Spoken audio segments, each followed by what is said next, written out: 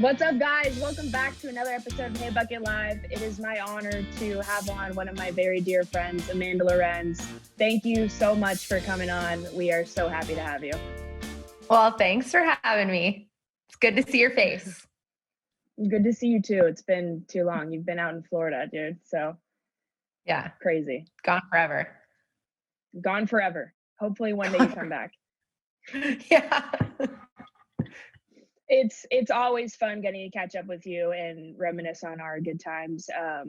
I first met you when you were an 8th grader, which is pretty hard to believe now. We started on Stith team together, and our first memory together was our little bio class at Oaks Christian. Yeah. What were some of your first impressions of Oaks and that freshman year? I remember you a lot, and I remember we used to laugh just so hard, and I remember you just kept things light. I just remember laughing a lot. Quick trip, so not a lot of memories, but I remember lots of laughing. Always a good time. That was yeah. I was talking about it with Kristen, but that is one of the biggest things that I regret. And we've talked about it since then, but dude, you transferring was the most heartbreaking experience for me. And I took that all personal. That was terrible. Young girl who had a rough week and left. I don't know. I really have no other explanation other than I felt like it wasn't a good fit and left. You go on to Moore Park the first time that we met up in I think it was that wild card round. And that game when Oaks played at Moore Park, that was kind of hype. Do you kind of remember that game too? Yes, I remember. Remember because I was still really close to you and Kristen, and just a good game and fun to have some intense games in high school. It didn't happen a lot. Oaks handled it. We were so cocky. Do you remember that we were taking pictures in the outfield? Yes. Of course I remember. I don't forget. I think we were kind of in a fight low key after that. You know Ackerman wanted that. He loved that. He told you guys to get in the outfield. Chris and I were talking too. I think we had on sparkles, but somehow it reflected green, and that wasn't our intention to wear the green sparkles, but it just so happened that somehow the glitter just reflected green, so it looked like we were even cockier than we were intending to be. I don't think that helped. You've played for some of the most incredible coaches in the game. How was we've talked about it too, but that Batbusters Stith team, dude, unbelievable. That has to be one of the most elite teams that has ever been assembled, honestly. Elite of the elite. Yeah. I look back and I just feel so blessed to have played with all of those players, because not only are they my best friends and truly, I mean, I didn't really have best friends in high school at school, but those girls on my travel team, those were my best friends. Those are the ones that got me and I got them. And I know I wouldn't be me or the player that I was or am without them, because the excellence that was expected every single day was just unmatched. It was there was always a standard, and if you weren't exceeding that standard or at least coming right to that standard, someone was going to let you know. What about playing for Mike Stith? Can you tell us more about that? I think you started there when you were in 8th grade, and he's still been such an incredible mentor, and I know he's meant so much to you on and off the field. Yeah, for sure. I think that right away, just the way that I feel, how passionate I am about the game, and how badly I want to be the best and be a part of the best team, immediately matched up with Mike and how he is and what he expects of other people. And so to get someone like that who expects more of me at all times and is always pushing me for more than I thought was possible, and I just learned so much about not only softball, but just like expectations, how you treat people, just upholding a standard at all times. And I mean, anyone who has come into contact with Mike knows that he is the best of the best with how he treats his athletes. He's not one that does it for the glory. I mean, he's never going to take credit, but obviously all of us give him all the credit because of the hours that he's poured into us. But he would never for once say that he had anything to do with it. And that's just what makes him so awesome, because he's just the best. I can't say enough about his attention to detail and just how much more prepared his athletes are the day that they step on campus. I mean, we are definitely just so prepared when we step on campus. So I'm just so thankful for him and my time playing for him, for sure. Yeah, and like you make a good point. I feel like Stith was one of the first ones to really do the fielding practice, the hitting practice. We had mandatory conditioning with Jono and all of that training. I feel like he was kind of pioneering that. Yeah, he just got it, you know, of like, it's not just softball. It's like you need to be putting in time at all times. So what Sam is talking about, every Saturday we would work out and condition and lift before practice in the morning. So we would go lift, condition, then go to practice and condition more. But another 6 hour practice. I mean, we worked really hard. And it was so awesome, because I remember my first day on campus at Florida. I mean, with how hard Mike's practices are, I mean, you got nervous for practice for Mike. Like you got nervous. You did? I got nervous. Yeah, how things are going to go that day. How much were we going to run? Were we not going to run? Like what was about to happen? What did he have in store for us? And really just came down to how well we did that day and how quick we could get our work done. If we were super efficient, then I mean, we always set the tone. But came on campus and I was like, oh, this is it. I can do this.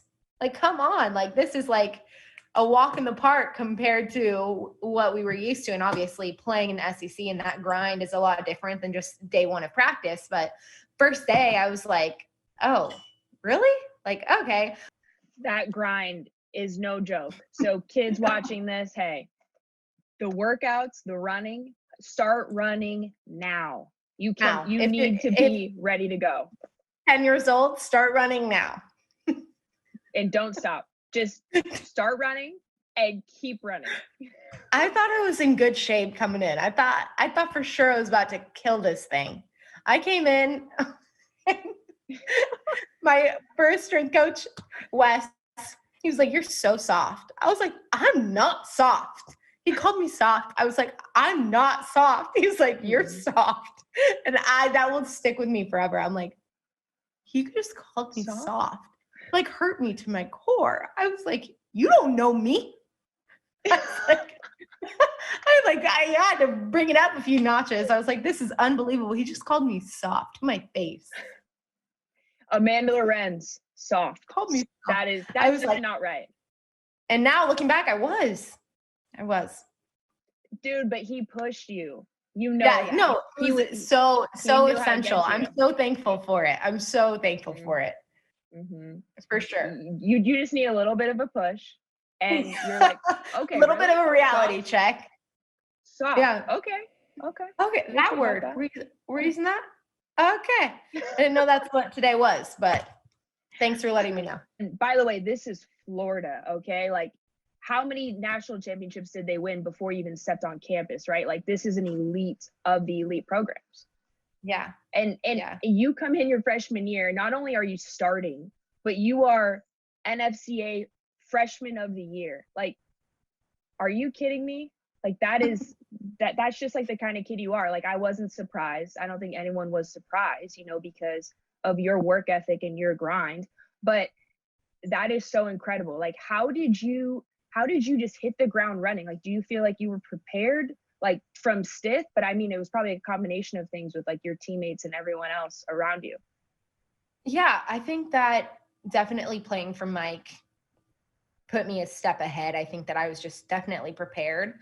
But I think that the work ethic part, it's really easy to work really hard and be at the field all the time when you really love what you're doing. I loved being at the field. I loved hitting extra. I loved showing up early. I loved staying after. It was like, that wasn't an issue for me or something that I had to kind of force myself to do.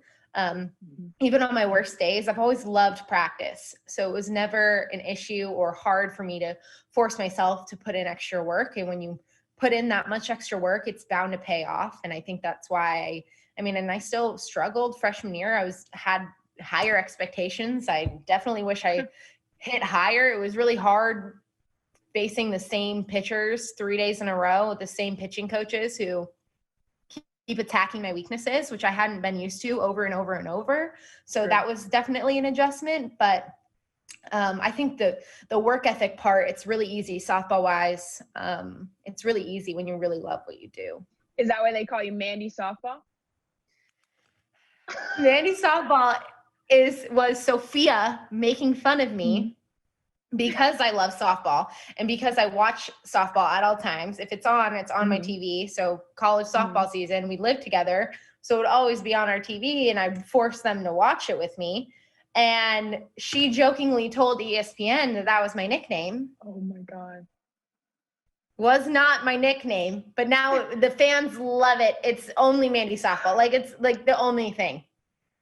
That is so funny, dude. They love it. Yeah. So Mandy Softball is Sophia. She's just Sophia. She's a character. Can you kind of touch on your recruiting process and why you chose Florida?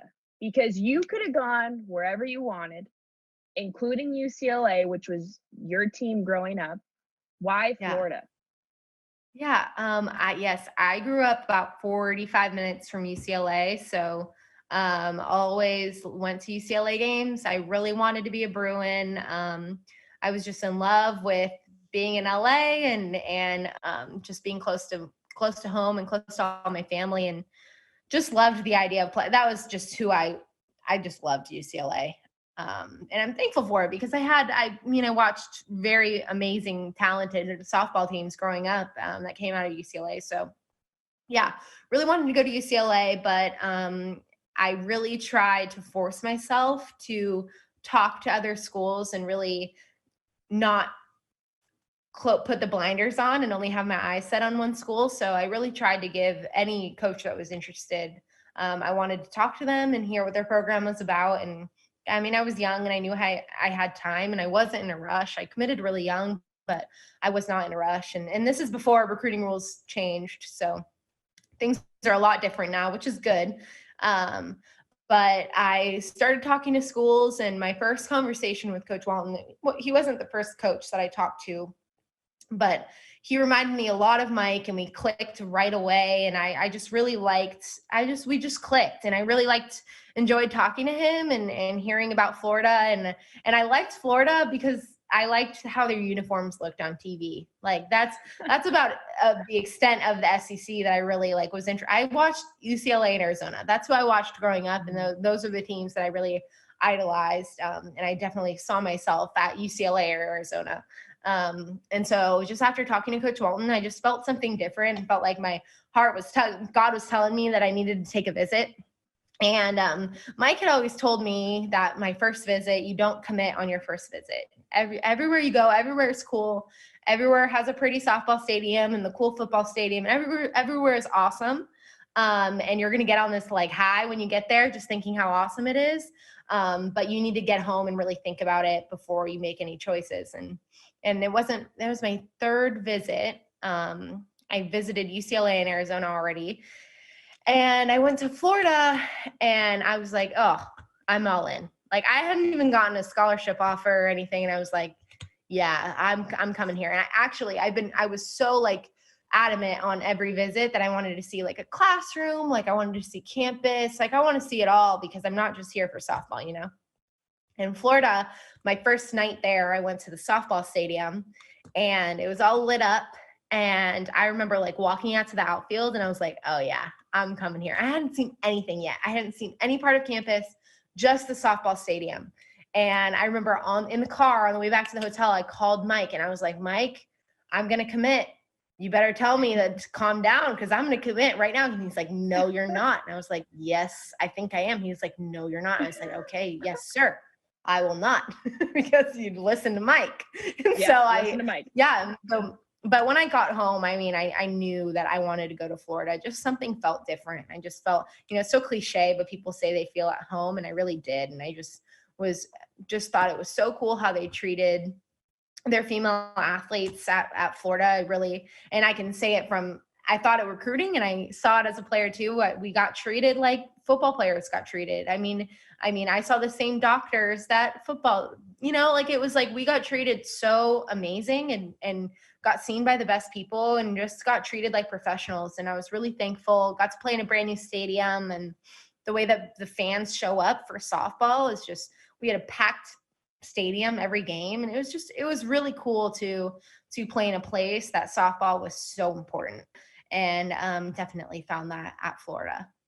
You kind of touched on it a little bit, but you ended up getting your master's in sports management while you were playing softball. Yeah. So I came in knowing that I wanted to major in sport management, and just kind of worked out that way. I took summer school every year. And so I ended up graduating December of my senior year. So going into season, I started grad school. So started grad school that spring, which was pretty cool because I got to wear like a cool SEC grad patch on my jersey all year, which my parents were really proud of. And then got to stay an extra year, which was really awesome just to stay around. Wasn't ready to leave yet for sure. And so got to stay an extra year and kind of learn on the other side. And now I'm still here, and I'm not leaving until my fingerprint stops working to get into the building. That kind of brings up, playing for Florida. You guys, I can't even imagine like the memories that you must have, but does any one memory stick out to you the most, like your favorite memory from playing for the Gators? Or I have two. I think that playing in that 17 inning game was pretty unreal my sophomore year.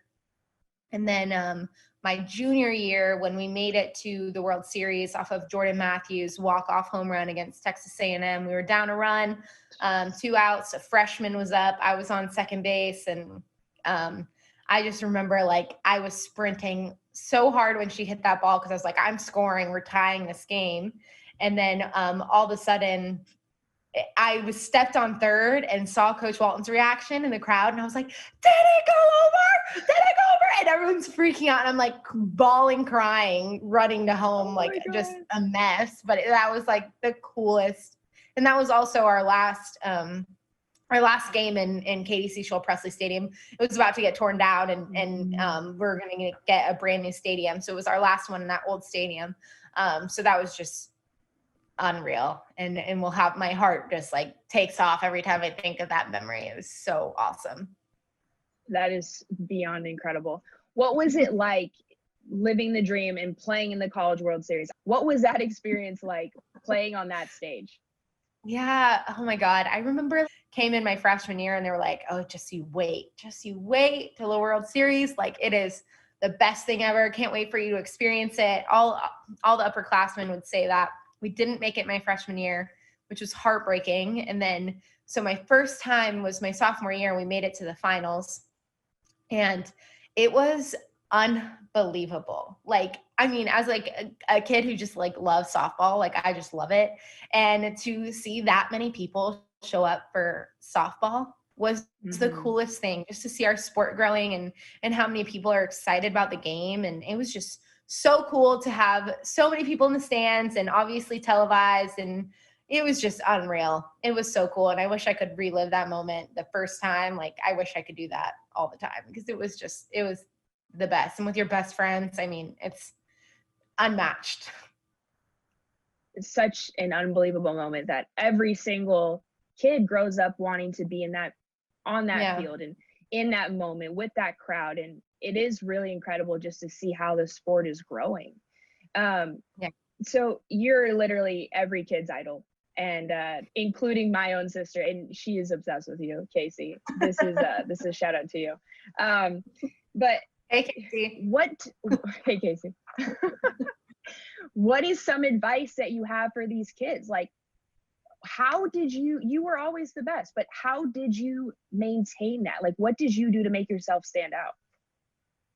I think that I was always just myself and worked really hard, but also no one made me work really hard. Like I took the initiative to work. I didn't have my dad telling me you need to hit every day. It was me. I mean, I really wanted to be the best and wanted to put in that work and loved the game. And I think if you love the game with all of your heart, it's going to love you back and give you more than you ever thought was possible. But I really think you just need to be yourself and do the right thing and be respectful, but always work your butt off. Like, what's the difference between pro ball and college softball? Yeah, I think it's a little different because in college we all kind of do the same thing. So we have the same schedules to pregame meals and hitting times and things like that. And playing professional softball, it's a lot. What do you need and understanding what you need. So there might not be a tee out there, but hey, I really need a tee. Okay, it's my job to make sure that there's a tee out there. How can I get a tee and be able to get my work in? And Coach Walton's not there telling me, hey, you need to make sure that you hit on the tee. Like it's all on me. So I think that was the difference of making sure that I had what I needed that day, because no one was going to tell me what I needed. I'm a big girl and I need to decide for myself and make sure that it happens so that I'm prepared for the game. And no one really cares how you go about your business as long as you go about your business and you're ready to play and you do the right thing. So yeah, that was a little different because it's more like, what do you need instead of tailoring it all to one team. Yeah, now you're just kind of, what you need, what your work is, and you just go get it done. But you've always kind of been like that. How was your relationship? Can you just speak on what Coach Walton has meant to you in your career? You guys have had a relationship since you were probably 14 or 15 years old when you verbaled there, and he's seen you grow up. Like, can you speak on the impact that he's had on your life? Yeah, you said it the other day, we're going on like 10 years. So yeah, really, I have like grown up, but yeah, Coach Walton's been awesome to me, obviously. I mean, I got to go to Florida all the way across the country and get 2 degrees. And obviously just the lessons that I've learned being a part of his program will be with me for the rest of my life and that things that I will teach my kids. And yeah, I can't say enough about the opportunity that Coach Walton gave me, and also just being able to learn from him. And obviously we're very, very close, and now he's my boss. And it's been really cool. I get to learn a lot, and there's just a lot that goes into it. I really thought that, especially like my first 2 years playing, I really thought like coaches showed up like an hour before practice and just had to show up for practice, when like they get in so early to the office every day because they're planning everything. There's just so much to do. I just can't. And I mean, Coach Walton is involved in everything. And so his mind is like going everywhere at all times. But it's really incredible to see the amount of work that our coaching staff puts in. And I'm just so thankful for everything that they did to make my college experience what it was. And obviously they're just so invested in not only us as athletes, but us as people, for sure. And so thankful to be where I'm at, and thankful to keep learning in this new way, because I'm biased, but I think it's the best of the best. And obviously I wouldn't want to be anywhere else. Speaking on playing for Florida, when I think of Florida, I think of the sunflower, and you called it Sunflower Saturdays, right? Yeah. Can you kind of speak on what that means and what that meant to your softball team at Florida? Before I was at Florida, Francesca Anea was kind of the first one to head it, but brought in Heather Braswell through the Friends of Jacqueline Foundation. And the Friends of Jacqueline Foundation is a foundation that links up kids battling diseases, cancers, things like that, with sports teams. So it could be at any level. So even travel ball teams could do this if they wanted to. They can fill out something online, and if there is a patient in that area, they will link you up and make that kid a part of your team. So obviously when they're going through treatment, they can't go to school, and most of them can't play sports anymore and may never be able to play sports. So they kind of lose out on not only the sports atmosphere, but that social interaction and sense of friendship and family. Heather Braswell was adopted into the Florida softball family, and not only was her favorite flower, a sunflower, but the color of pediatric cancer is yellow. So the girls started wearing sunflowers in their hair, and it has become Sunflower Saturday. And then in the postseason, Florida softball will wear them every game. Just makes you think about life. And I've truly grown up a lot. And I think that's the main reason I'm so thankful that I came to Florida, because I always played softball because I loved it and I wanted to be the best and I just wanted to win. And I loved it. And I came to Florida and it was like, whoa, like there's more to that. And there's more than me. And there's more than our team. There's a bigger picture here. And I don't think that I would have gotten that full experience at any other place. Yeah. And then you go on in your senior year through Adopt with Jacqueline. Yep. You met Hartley. Can you kind of speak about what Hartley's meant to you and your relationship with her? Yeah. So my senior year, I asked Coach Walton if he would be willing to adopt another girl from Friends of Jacqueline. So Heather unfortunately lost her battle in 2014. So they went on to win the national championship that year. So if that doesn't give you goosebumps and let you know who was helping them win, I mean, nothing will. And Heather will always be a part of the program, and everyone knows who she is. All of the incoming girls are definitely told about Heather, and if they don't know already, and just what an amazing impact she had on the program and what she meant to everyone. But I just felt like we should try to impact someone else's life as well. And so I asked Coach Walton if we could adopt another one. He said, do it. Done. And so I filled out something online, and shortly, like I think about a week later, I heard that there was a girl in our area named Hartley Georges, and she was recently diagnosed, and she was about to receive treatment in the next couple weeks, but it would be awesome if we could get her adopted and on the team before she started treatment. So we adopted her, which was really, really awesome. I was just so excited to welcome her family to like our family and meet Hartley and build a relationship with her. I was like, I've told her now, I'm like, you probably thought I was so crazy because I was just so excited to meet her and like gave her hugs and just was so excited. Here's my number. And 2 weeks later, I was with her at Shands, which is our hospital on campus, while she was receiving treatment, and just to see the strength that not only Hartley showed, but her parents and her brother, and they were just so graceful and always had faith, and they're just incredible people. And I just feel so lucky to have them in my life, because now they've become family to me, and I was lucky to be like that kind of point of contact for Hartley, and we would talk every single day and FaceTime and play games in the hospital, and she just completely switched my world around of how just her positive nature, and just I just can't say enough about the impact that she's had on my life. I love her so much. We talk all the time. Today while we were at practice, I had my Apple Watch on, and she texted me a selfie, and I was like, oh God, I just can't. She just melts my heart. So we're just so close now, and she's doing amazing. Her last couple scans and tests have come back completely clear, and so we're praying for the same results on the 22nd. But just thankful for the lessons that she's taught me, and I'm thankful to be an impact in her life. And now she calls me her sister, and her brother does too. And I'm just really thankful to have learned from them and her parents as well. They've just been amazing. That's beyond special, and you've touched on it.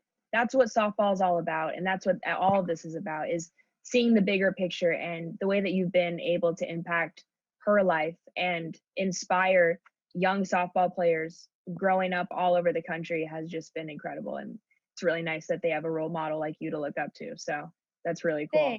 Yeah. All right. So we do have a couple of fan questions coming. Okay. First one's coming from my grandma. Shout out Bonbon. Bonbon. How's she doing? We didn't catch up about Bonbon.